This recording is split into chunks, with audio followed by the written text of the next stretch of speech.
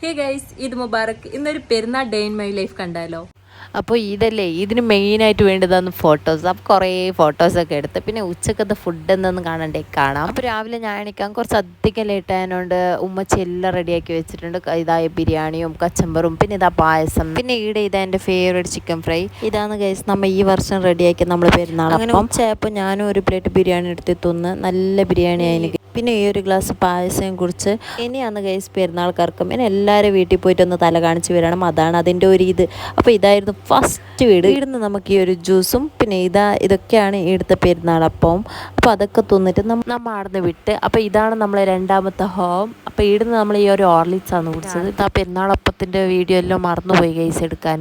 പിന്നെ ഇതാണ് നമ്മളെ മൂന്നാമത്തെ വീട്. ഇവിടുന്ന് നമ്മൾ ഈ ഒരു അടിപൊളി സർബത്തും പിന്നെ ഇതൊക്കെയാണ് ഇവിടുത്തെ ഒരു പെരുന്നാളപ്പം. അപ്പോൾ ഇതൊക്കെ കഴിച്ച് പിന്നെ ഇവിടുന്നുള്ളൊരു സ്പെഷ്യൽ സാധനം ഉണ്ടാക്കിയിട്ടുണ്ടായിരുന്നു, ഗുലാബ് ജാം. അപ്പോൾ അതും ഒരു കഷ്ണം കഴിച്ച് ഇറ്റ്സ് ഓസം, റിയലി ഗുഡ്. ഇത് നമ്മൾ നേരെ പൊരക്കെത്തിയപ്പോൾ ആണ് ഇതാ എൻ്റെ പോരുന്ന ആൾക്കാർ വന്നിട്ടുണ്ട്. അപ്പോൾ ഓർക്ക് കടികളും പായസവും ഒക്കെ കൊടുത്ത് അങ്ങനെ ഒരു പെരുന്നാൾ കൂടി കഴിഞ്ഞടോ. ഇനി 5-6 ദിവസത്തേക്ക് ബീഫ് കൊണ്ടൊരു ആറാട്ടായിരിക്കും. അപ്പോൾ ഓക്കെ, ബൈ.